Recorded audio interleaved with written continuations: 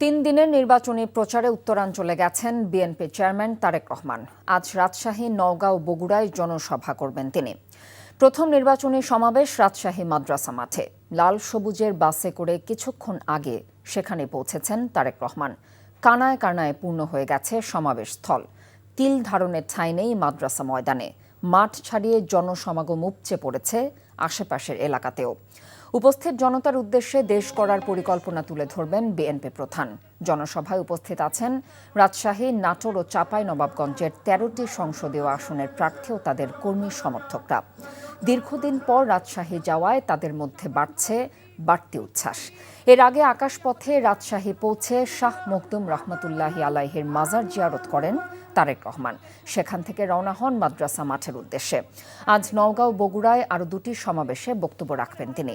আগামীকাল রংপুরে শহীদ আবু সাইদের কবর জিয়ারত করবেন। এরপর রংপুর শহরের ঈদগাহ মাঠে নির্বাচনী জনসভা করবেন। পরশু ঢাকায় ফেরার পথে সিরাজগঞ্জ ও টাঙ্গাইলে সমাবেশের কথা রয়েছে বিএনপি চেয়ারম্যানের।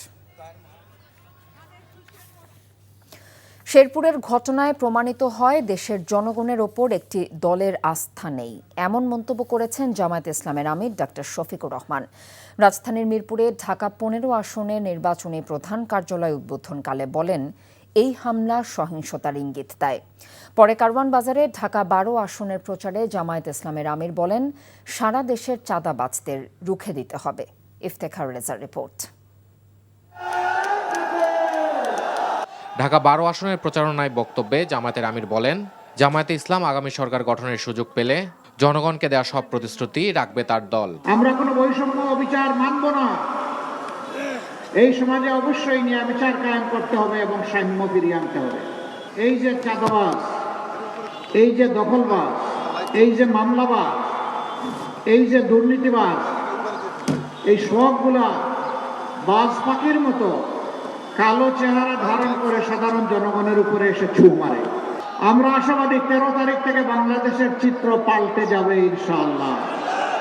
সে নির্বাচন সেই ফলাফল বার্তা দেবে যে এরা কোনো চাঁদাবাজি করে না এবং কোনো চাঁদাবাজি বরদাস্ত করবে না। সাথে সাথে ৯০ ভাগ চাঁদাবাজের হাত অবশ হয়ে যাবে।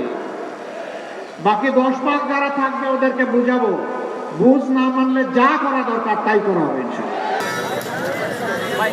এর আগে ঢাকা ১৫ কাফরুল মিরপুর আসনে নির্বাচনী কার্যালয় ও ডিজিটাল ক্যাম্পেইনের লক্ষ্যে মাল্টিমিডিয়া বাস উদ্বোধন করেন বাংলাদেশ জামায়াতে ইসলামের আমির। তিনি বলেন, দেশের মালিক নয়, দেশের মানুষের সেবক হতে চাই জামায়াত। ভোটে সমর্থনে ভালোবাসায় নির্বাচিত হয়ে সরকার গঠন করতে পারি, তাহলে আমরা যেন দেশের মালিক না হয়ে আপনাদের সেবকে পরিণত হতে পারি, সেই দোয়াটা আপনারা করবেন।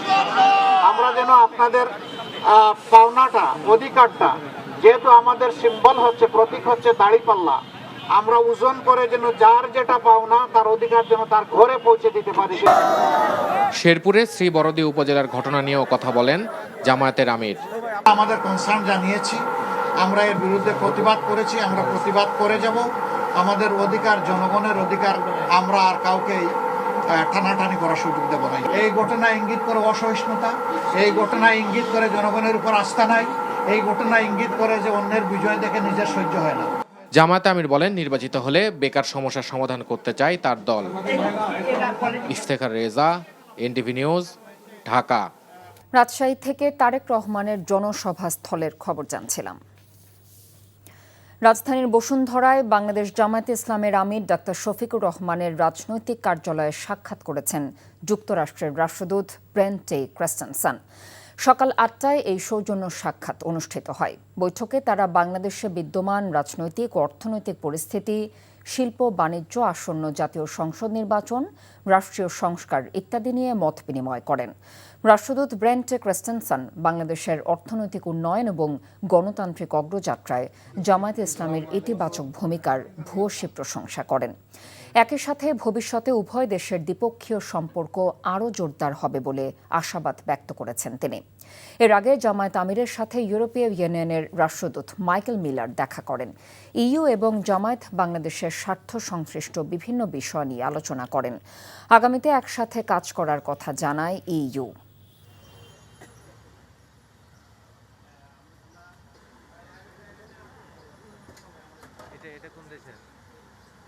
একটি লেভেল প্লেইং ফিল্ড নিশ্চিত করা সেটি আমরা এখন দেখতে পাচ্ছি না, বরং একটি বড় দলের পক্ষ থেকে আমাদের উপর নিয়মিত হামলা হচ্ছে। গত এক সপ্তাহ থেকে আমাদের মহিলা কর্মীদের উপর, নারী কর্মীদের উপর মারাত্মকভাবে হামলা হচ্ছে। ক্ষমতার ট্রানজিশনটা যাতে খুব স্মুথলি হয় এই সমস্ত বিষয় নিয়েই তারা আমাদের সাথে কথা বলেছে। রাজধানীর কল্যাণপুরে জাহাজবাড়িতে জঙ্গি আস্তানায় অভিযানের নামে ৯ জনকে হত্যার অভিযোগে ক্ষমতাচ্যুত প্রধানমন্ত্রী শেখ হাসিনা সহ ৮ জনের বিরুদ্ধে অভিযোগ আমলে নিয়েছে আন্তর্জাতিক অপরাধ ট্রাইব্যুনাল। এর আগে সকালে আসামিদের বিরুদ্ধে আনুষ্ঠানিক অভিযোগ দায়ের করে প্রসিকিউশন। সেই অভিযোগ আমলে নিয়ে বিচারপতি গোলাম মর্তুজা মজুমদারের নেতৃত্বাধীন ট্রাইব্যুনাল পলাতক ৫ আসামির বিরুদ্ধে গ্রেফতারি পরোয়ানা জারি করে।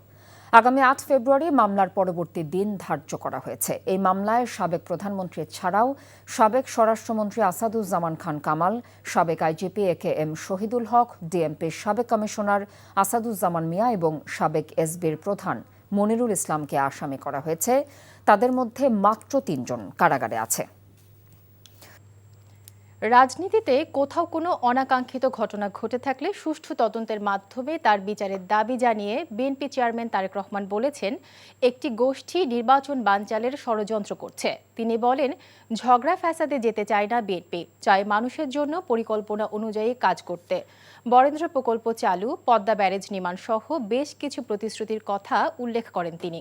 বলেন, বিএনপি ক্ষমতায় গেলে কৃষকদের জন্য সুদসহ 10,000 টাকা কৃষি ঋণ মওকুফ করবে। রাজশাহীর জনসভায় তিনি এসব কথা বলেন। হাসান মাহমুদের রিপোর্ট। শোষণ আর বঞ্চনার বিরুদ্ধে তেভাগা আন্দোলনের নেত্রী ইলামিত্র পদ্মাপাড়ের জনপদে যে প্রতিবাদের ডাক দিয়েছিলেন, সেখানে এখন পরিবর্তনের জনতরঙ্গ। তারেক রহমান। সিল্ক সিটি খ্যাত রাজশাহী নগরের মাদ্রাসা মাঠের জনসমুদ্রে ধানের শীষের ঢেউ তুলে বিএনপি চেয়ারম্যান বললেন, মানুষের রায় পেলে বরেন্দ্র অঞ্চলের ভাগ্য উন্নয়নে পরিকল্পনা অনুযায়ী কাজ করবে বিএনপি।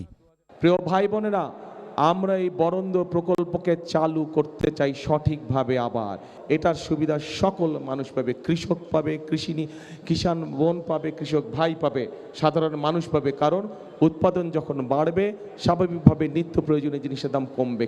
আরেকটি কাজ করতে চাই, যদি আপনাদের সমর্থন থাকে, ধানের শীষ সরকার গঠন করলে ইনশাল্লাহ আমরা পদ্মা ব্যারেজ নির্মাণের কাজে হাত দিতে চাই। পদ্মা ব্যারেজ যদি ইনশাল্লাহ আমরা তৈরি করতে পারি, এলাকার মানুষের, পুরা এই এলাকার মানুষের উপকার হবে। রাজশাহী সহ নাটোর, চাঁপাইনবাবগঞ্জ সবাই ইনশাল্লাহ আমরা পদ্মা ব্যারাজের কাজে হাত দিব। কিভাবে আমকে সংরক্ষণ করা যায়, আরো বেশি কিছুদিন রাখা যায়, সেটা পরীক্ষা নিরীক্ষা করে আমরা আমের জন্য হিমাগার তৈরি করতে চাই। এই এলাকায় সিদ্ধান্ত নিয়েছি যে আগামী 12 তারিখে ধানের শীষ বিজয়ী সরকার গঠন করলে আমরা 10,000 টাকা পর্যন্ত কৃষি ঋণ সুদ সহ মওকুফ করব ইনশাআল্লাহ। 22 বছর পর আমের রাজধানীতে দাঁড়িয়ে তারেক রহমান বলেন, একটি দল নির্বাচন বানচালের ষড়যন্ত্রে লিপ্ত, তাই সবাইকে সজাগ থাকতে হবে। বিগত 16 বছর আমরা কয়েকটি তথাকথিত নির্বাচন দেখেছি, নিশিরাতের নির্বাচন দেখেছি, আমিডামি নির্বাচন দেখেছি, গায়েবী নির্বাচন দেখেছি। দেশের মানুষ ভোট দিতে পেরেছিলেন আপনারা? পারেননি আপনারা ভোট দিতে। তারা চলে গেছে যারা ভোটের অধিকার কেড়ে নিয়েছিল। কিন্তু আরেকটি মহল ষড়যন্ত্র শুরু করছে, ভেতরে ভেতরে ষড়যন্ত্র করছে কিভাবে এই নির্বাচনকে ক্ষতিগ্রস্ত করা যায়, কিভাবে বাধাগ্রস্ত করা যায়, কোনোভাবেই গণতন্ত্রের ঝান্ডা যাতে নেমে যেতে না পারে, এ ব্যাপারে আমাদেরকে সতর্ক দৃষ্টি রাখতে হবে। আগামী 12 তারিখে নির্বাচন যাতে কেউ বানচাল করতে না পারে, সেজন্য সকলকে সতর্ক থাকতে হবে, সকলকে সজাগ থাকতে হবে। প্রিয় ভাই বোনেরা, প্রতিপক্ষের সমালোচনায় মানুষের সুফল আসবে না জানিয়ে তারেক রহমান বলেন, অনাকাঙ্ক্ষিত কিছু ঘটলে তা তদন্ত করতে হবে। আমরা শান্তিতে বিশ্বাস করি, আমরা ঝগড়া ফ্যাসাদ বিবাদের মধ্যে যেতে চাই না, আমি কারো সমালোচনায় যেতে চাই না। কিন্তু কোথাও যদি কোনো অনাকাঙ্ক্ষিত কোনো ঘটনা ঘটে থাকে, অন্তর্বর্তীকালীন সরকার আছে, তাদেরকে বলবো সঠিক সুষ্ঠু তদন্ত করুন, সঠিক সুষ্ঠু তদন্ত করুন। সেই তদন্তে যদি বিএনপির কোনো ভূমিকা থাকে সঠিক তদন্ত করার জন্য আমরা সহযোগিতা করব, সাহায্য করব, কিন্তু অবশ্যই ঘটনার সঠিক তদন্ত হতে হবে। সঠিক তদন্ত অনুযায়ী দেশের আইন অনুযায়ী বিচার হতে হবে যদি কোথাও কোনো বিভেদ কোনো সমস্যা হয়ে থাকে। নামমাত্র মেগা প্রকল্প নয়, জনগণের প্রকল্প বাস্তবায়ন করতে হলে গণতন্ত্রকে বাস্তবায়ন করতে হবে জানিয়ে তারেক রহমান বলেন, মানুষ সিদ্ধান্ত নিবে দেশ কোন দিকে যাবে। এই যে 5ই আগস্টে একটি পরিবর্তন হয়েছে, এই পরিবর্তনটি যেটি হয়েছে, এই পরিবর্তনটি হতে হবে জনগণের কাঙ্ক্ষিত পরিবর্তন। অর্থাৎ এই পরিবর্তনের মাধ্যমে আমাদেরকে নিশ্চিত করতে হবে যে এই পরিবর্তন জনগণের ভাগ্যের পরিবর্তন যাতে করে, এবং সেজন্যই আজকে আমাদের জন্য এই 12 তারিখে নির্বাচন অত্যন্ত গুরুত্বপূর্ণ। প্রিয় ভাই বোনেরা, 12 তারিখে বাংলাদেশের মানুষকে আজকে সিদ্ধান্ত নিতে হবে, আমাদেরকে সিদ্ধান্ত নিতে হবে যে আমরা আগামী দিন দেশকে কোন দিকে পরিচালিত করব। দেশকে আমরা গণতন্ত্রের দিকে পরিচালিত করব নাকি দেশ অন্য কোনো দিকে চলে যাবে, এই বিষয়ে আমাদেরকে সিদ্ধান্ত নিতে হবে। বিএনপি প্রার্থীদের পরিচয় করিয়ে দিয়ে ধানের শীষে ভোট চান তারেক রহমান। 12 তারিখে ধানের শীষ জয়যুক্ত হলে পরে ইনশাল্লাহ 13 তারিখ থেকে শুরু হবে জনগণের জয়যাত্রা। নির্বাচনের সময় যতই ঘনিয়ে আসছে ততই রাজনীতির মাঠে বাড়ছে উত্তাপ আর উত্তেজনা। এমন প্রেক্ষাপটে ধানের শীষের পক্ষে বরেন্দ্র অঞ্চলে ভোট চাইলেন তারেক রহমান। বললেন, সবাইকে নিয়েই মিলেমিশে আগামীর দেশ বিনির্মাণ করতে চায় বিএনপি। এর আগে রাজশাহী পৌঁছে হজরত শাহ মখদুম রহমতুল্লাহ আলাইয়ের মাজার জিয়ারত করেন তারেক রহমান। Hasan Mahmud, NTV news, Rajshahi. এই মুহূর্তে তারেক রহমানের গাড়ি বহরে আছেন আমাদের স্পেশাল করেসপন্ডেন্ট হাসান মাহমুদ। আমরা সরাসরি যুক্ত হচ্ছি তার সাথে। হাসান, তারেক রহমান কি নওগাঁর উদ্দেশ্যে রওনা হয়েছেন?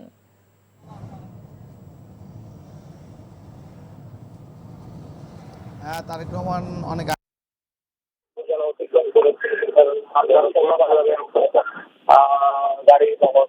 করেছেন, কারণ মান্দার ভোলা বাজারে আমরা এখন গাড়ি বহর চলছে। তারেক রহমান আমাদের সামনেই রয়েছেন, তিনি লাল সবুজের বাসে করে যাচ্ছেন এবং তার বিশাল গাড়ি বহর রয়েছে, সেই বহরে আমরা যুক্ত রয়েছি। এবং তিনি যে অঞ্চলে যাচ্ছেন মূলত সেই অঞ্চলে প্রবেশ করার সাথে সাথেই সেখানকার যে বিএনপি এবং সংগঠনের দলীয় নেতা তারা কিন্তু মোটর সাইকেলে করে বা বিভিন্ন বাহনে করে তারেক রহমানকে এগিয়ে নিতে আসছেন, এবং বিশেষ করে মোটর সাইকেলের যে বহর সেটি কিন্তু তার এই গাড়ি বহরের সাথে যুক্ত হয় এবং ধানের শীষ প্রতীক নিয়ে একই সাথে তারা এই এলাকায় নির্বাচনী প্রচারণা করছেন।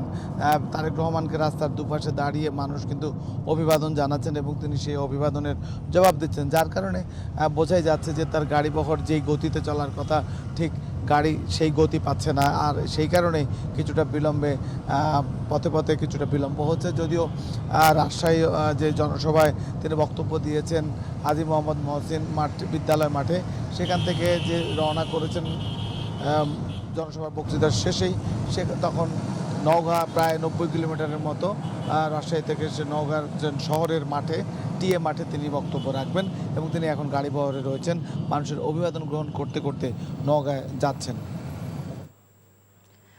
আমরা জানছিলাম তারেক রহমানের নির্বাচনী প্রচারের খবর। সংসদ নির্বাচনকে সামনে রেখে দেশ জুড়ে জমজমাট প্রচারণায় ব্যস্ত বিএনপি। জামাত সহ বিভিন্ন দলের প্রার্থীরা দিচ্ছেন নানা প্রতিশ্রুতি। জনগণের বিশ্বাসের খেয়ানত করা হবে না এমন মন্তব্য করে ঠাকুরগাঁও সদরে পথসভায় বিএনপি মহাসচিব মির্জা ফখরুল ইসলাম আলমগীর সবাইকে নিয়ে কাজ করার অঙ্গীকার করেন। কক্সবাজারের চকরিয়ায় পথসভায় বিএনপির স্থায়ী কমিটির সদস্য সালাউদ্দিন আহমেদ বলেন, একটি দল দেশে উত্তেজনা সৃষ্টি করে নির্বাচন প্রশ্নবিদ্ধ করার পায়তারা করছে। খুলনার ডুমুরিয়ায় নির্বাচনী প্রচারণায় জামায়াতের সেক্রেটারি জেনারেল মিয়া গোলাম পরোয়ার নেতাকর্মীদের শান্ত থাকার পাশাপাশি হুঁশিয়ারি করেন, হানাহানি শুরু করলে কোনো নির্বাচন হবে না। চট্টগ্রাম 10 আসনে বিএনপির প্রার্থী সাইদ আল নোমান, জামায়াতের শামসুজ্জামান হেলালি প্রচারণা চালান নগরীর মুরাদনগর সহ বিভিন্ন এলাকায়। প্রচারণায় ব্যস্ত 16টি আসনের প্রার্থীরা। এছাড়া নাটোর, লালমনিরহাট, মোংলা, ঝালকাঠি, মানিকগঞ্জ, রাঙামাটি সহ বিভিন্ন স্থানে প্রচারণায় ব্যস্ত প্রার্থীরা। শেরপুরের ঝিনাইগাতীতে বিএনপি জামায়াত সংঘর্ষে শ্রীবর্দী উপজেলা জামায়াতের সেক্রেটারি মাওলানা রেজাউল করিম নিহতের ঘটনায় এখনও কাউকে গ্রেফতার করা হয়নি। বাদ আসর জানাজা শেষে পারিবারিক কবরস্থানে রেজাউল করিমকে দাফন করার কথা রয়েছে। এদিকে জানাজা ও দাফন শেষে পরবর্তী কর্মসূচি ঘোষণার কথা জানিয়েছেন জেলা জামায়াতের আমির হাফিজুর রহমান। যে কোনো অনাকাঙ্ক্ষিত ঘটনা এড়াতে সকাল থেকে টহল দিচ্ছে পুলিশ ও সেনা সদস্যরা। এদিকে ময়মনসিংহ মেডিকেলে ময়নাতদন্ত শেষে মরদেহ নিয়ে আসা হয়েছে নিজ বাড়ি শ্রীবর্দী উপজেলার চাউলিয়ায়। এ সময় স্বজনদের মাঝে নেমে আসে শোকের ছায়া। ফেনীতে চতুর্থ শ্রেণীর শিক্ষার্থী নাশিদ হত্যার ঘটনায় 3 জনের মৃত্যুদণ্ড দিয়েছে আদালত। দুপুরে জেলা নারী ও শিশু নির্যাতন দমন ট্রাইব্যুনালের বিচারক ANM মোর্শেদ খান এ রায় দেন।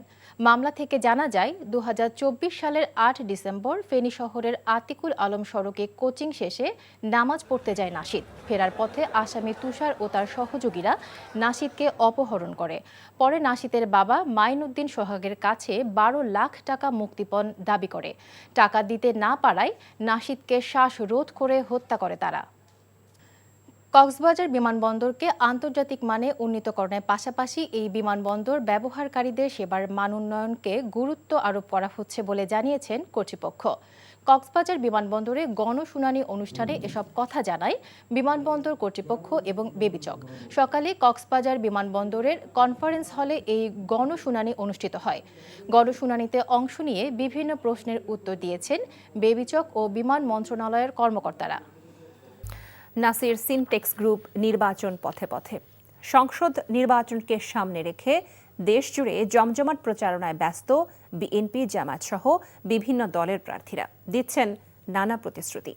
জনগণের বিশ্বাসের খেয়ানত করা হবে না এমন মন্তব্য করে ঠাকুরগাঁও সদরে পথসভায় বিএনপি মহাসচিব মির্জা ফখরুল ইসলাম আলমগীর সবাইকে নিয়ে কাজ করার অঙ্গীকার করেন।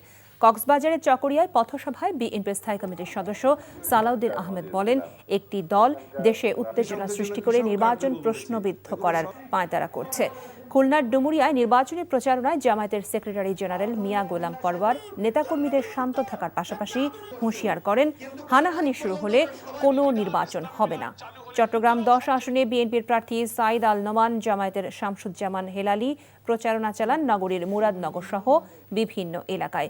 প্রচারণায় ব্যস্ত 16টি আসনের প্রার্থীরা। এছাড়া নাটোর, লালমনিরহাট, মোংলা, ঝালকাঠি, মানিকগঞ্জ, রাঙামাটি সহ বিভিন্ন স্থানে প্রচারণায় ব্যস্ত প্রার্থীরা। আওয়ামী লীগকে রাজনীতিতে ফিরিয়ে আনার ষড়যন্ত্র চলছে বলে অভিযোগ করেছেন জাতীয় নাগরিক পার্টি এনসিপির মুখপাত্র আসিফ মাহমুদ সজীব ভূঁইয়া। আর নির্বাচনে ভোট কেন্দ্র দখলের অভিযোগ করেছে দলের আহ্বায়ক নাহিদ ইসলাম। দুপুরে মৌলভীবাজারে শ্রীমঙ্গল রেলওয়ে স্টেশন রোড সংলগ্ন এলাকায় মৌলভীবাজার 4 আসনের 11 দলের প্রার্থী প্রতিম দাসের পক্ষে নির্বাচনী জনসভায় এসব কথা বলেন। একটি দল সারা দেশে সন্ত্রাসী কর্মকাণ্ড চালাচ্ছে, 11 দলীয় জোটের প্রার্থীদের উপর হামলা, হত্যা, ভোট কেন্দ্র দখলের ষড়যন্ত্র যা আওয়ামী লীগের অতীত কর্মকাণ্ডেরই পুনরাবৃত্তি বলে অভিযোগ করা হয়। সন্ত্রাস তৈরি করার জন্য তারা বিভিন্ন জায়গায় হুমকি ধমকি হামলা ইত্যাদি শুরু করেছে। আমরা খুব স্পষ্টভাবে বলতে চাই, যদি প্রশাসন, যদি আইন শৃঙ্খলা বাহিনী, ইলেকশন কমিশন নিরপেক্ষ আচরণ না করে, যদি এইভাবে একতরফা হামলা চলতে থাকে, তাহলে 11 দলীয় জোটও বসে থাকবে না। এই সকল হামলার জবাব দেওয়া হবে ইনশাআল্লাহ 12 ফেব্রুয়ারি ব্যালটে। আগামী 24 ঘন্টার মধ্যে শেরপুরে জামায়াত নেতা মাওলানা রেজাউল করিম হত্যার ঘটনায় জড়িতদের গ্রেফতার করে বিচারের মুখোমুখি করার দাবিতে সারা দেশে বিক্ষোভ কর্মসূচি ঘোষণা দিয়েছে জামায়াতে ইসলামী। দুপুরে রাজধানীর বায়তুল মোকাররম এলাকায় বিক্ষোভ মিছিল থেকে এই ঘোষণা দেন জামায়াতের নেতারা। বক্তারা অভিযোগ করেন, সারা দেশে 11 দলীয় জোট ও জামায়াতের নেতাকর্মীদের টার্গেট করা হচ্ছে। তারা হুঁশিয়ারি দিয়ে বলেন, সন্ত্রাস বা পেশি শক্তি ব্যবহার করে জামায়াতকে দমন করা যাবে না। বলেন, আগামী 12 ফেব্রুয়ারি ভোটের মাধ্যমে জনগণ সব অন্যায়ের দাঁত ভাঙা জবাব দেবে।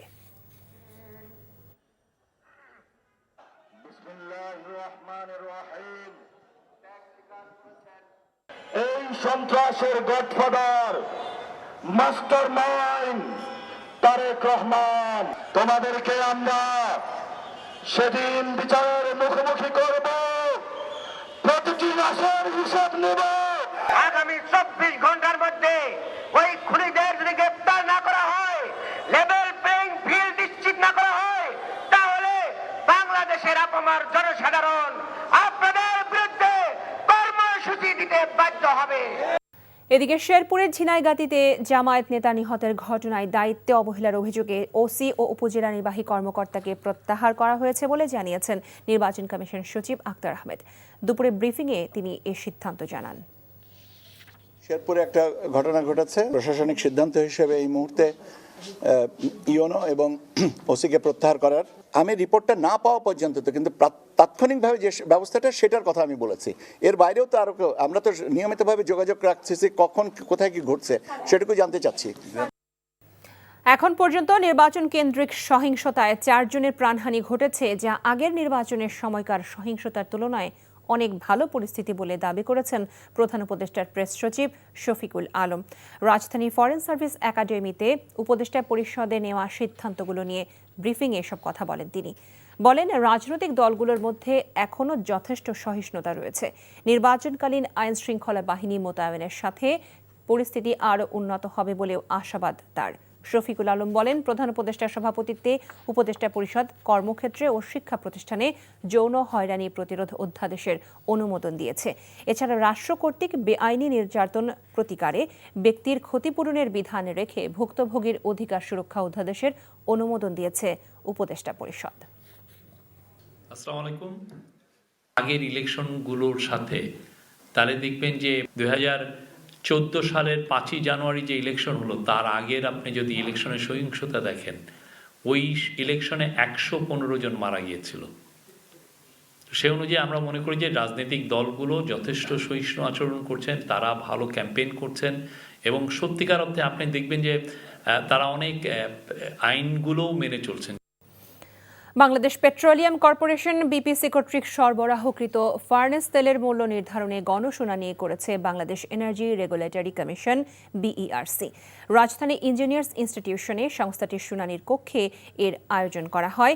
শুনানিতে প্রতি লিটার ফার্নেস তেলের দাম 5 টাকা কমিয়ে 81 টাকা করার প্রস্তাব দিয়েছে বিপিসি। তবে বাংলাদেশ এনার্জি রেগুলেটরি কমিশন এর কারিগরি টিমের দাবি, দেশের বাজারে 1 লিটার ফার্নেস তেলের দাম 74 টাকা 04 পয়সার বেশি হওয়ার কোনো যৌক্তিকতা নেই। আগামী 3 ফেব্রুয়ারির মধ্যে সংশ্লিষ্ট পক্ষ বা নাগরিকদের কোনো মতামত থাকলে তা জানানোর আহ্বান জানিয়েছে বাংলাদেশ এনার্জি রেগুলেটরি কমিশন।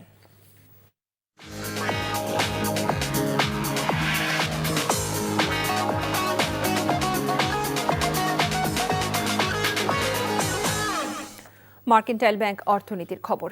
উস্কানি দিয়ে সম্মিলিত ইসলামী ব্যাংক অস্থিতিশীল করার চেষ্টা করা হচ্ছে এমন অভিযোগ করে বাংলাদেশ ব্যাংকের governor doctor Ahsan H Mansur বলেছেন, গ্রাহকদের দুশ্চিন্তার কারণ নেই, সব টাকা লভ্যাংশ সহ ফেরত পাবে। দুপুরে কেন্দ্রীয় ব্যাংকে আয়োজিত সংবাদ সম্মেলনে তিনি বলেন, টাকার বিনিময়ে বারবার উস্কানি দিয়ে যাচ্ছে একটি পক্ষ। গভর্নর বলেন, গত 1 জানুয়ারি থেকে 1 বছরের বেশি মেয়াদি আমানতের ওপর 9.5% হারে মুনাফা পাবে গ্রাহকরা, আর 6 মাসের হলে 9% কম হারে পাবে। ইসলামী ব্যাংক লস করলে গ্রাহকরা কোনো লভ্যাংশ পায় না জানিয়ে তিনি বলেন, এক্ষেত্রেও 4% হারে লভ্যাংশ দেবে সরকার। এতে সরকারের অতিরিক্ত খরচ হবে 4.5 কোটি টাকা। তিনি বলেন, নির্বাচনের সঙ্গে কেন্দ্রীয় ব্যাংকের কার্যক্রমের কোনো সম্পর্ক নেই। থাইল্যান্ড থেকে দেশে ফিরেছে প্রথমবারের মতো সাফ নারী ফুটসাল শিরোপাজয়ী বাংলাদেশ দল। বিমানবন্দর থেকে বিশেষ ছাদ খোলা বাসে করে তাদের হাতিরঝিল নেওয়া হচ্ছে। সেখানেই সংবর্ধনার আয়োজন করেছে বাফুফে। হজরত শাহজালাল বিমানবন্দর থেকে বনানী, মহাখালী, সাতরাস্তা হয়ে এগিয়ে যায় ছাদখোলা বাস। হাতিরঝিলের এমপি থিয়েটারে বর্ণাঢ্য আয়োজনে সাবিনা খাতুনদের বরণ করে নেওয়া হবে। যুব ও ক্রীড়া উপদেষ্টা আসিফ নজরুল, বাফুফের সভাপতি তাবিথ আওয়াল সহ ফুটবল সংশ্লিষ্টরা এ সময় উপস্থিত থাকবেন। থাইল্যান্ডের মাটিতে প্রথমবার আয়োজিত সাফ ফুটসালে চ্যাম্পিয়ন হয়েছে বাংলাদেশের নারীরা।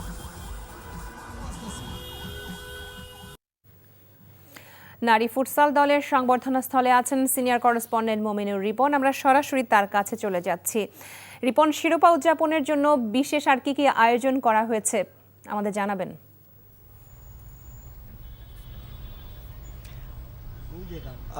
ছাদখোলা বাসের যে বিশেষ আয়োজন রয়েছে সেটি কিন্তু শেষ প্রান্তে, ঠিক এই মুহূর্তে মেয়েদের চ্যাম্পিয়ন দলকে বহন করে যে বাসটি রয়েছে সেটি হাতিরঝিলে প্রবেশ করেছে।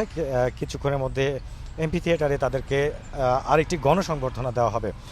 সাধারণত ছাদখোলা বাসে যেভাবে সংবর্ধনা দেওয়া হয় এবার একটু তাড়াহুড়োই করেছে বাফুফে, হয়তোবা সন্ধ্যা হয়ে গিয়েছে, অন্ধকার হয়ে গিয়েছে, আশেপাশে দর্শকরাও খুব একটা সাড়া মেলেনি, এই কারণে বাসটি দ্রুত চলে এসেছে।